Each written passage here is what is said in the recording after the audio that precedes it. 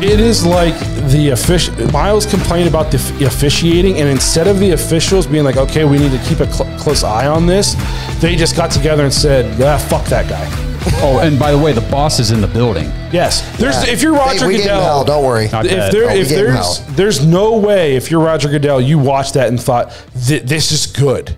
This is good for the game. Yeah. And Jerome Ford makes his like one nice run of the day, gets us down to the 4, and they call the most ticky-tack bullshit hold on Dunn that I've ever seen. I didn't even see a hold. He had his arm out, never grasped, never hooked, nothing.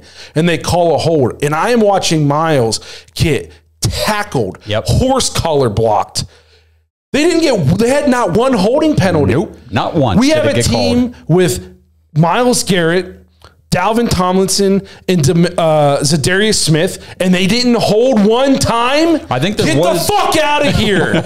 Wasn't there one holding on Tomlinson whenever he came through and the guy had him like all the way across the chest and he did like I forget. I think there was one. Well, that's good. At least we got one. Oh, okay. So maybe I got worked up for nothing. Yeah, no, you can get worked up over the Myles stuff because it's ridiculous. Like he gets it every play. He's getting, like you said, choke held, horse collar, just pulled around everything, and they don't call it. And I think it's ridiculous that he calls out the referees publicly last week, knowing damn well I'm getting fined for this. Sure. Yes. And he says it anyway. He gets fined $25,000. Imagine getting fined $25,000 just for saying something. He doesn't care. Holy shit! And then they come right back the very next game, and that's what they do. No, call him out again. He's got money to burn. You got the money. Yeah. Screw it. Call him out again. If I was him, I'd have went to the bank before the game, took out 25 G's in cash, and just held it up while I said it, and burn it.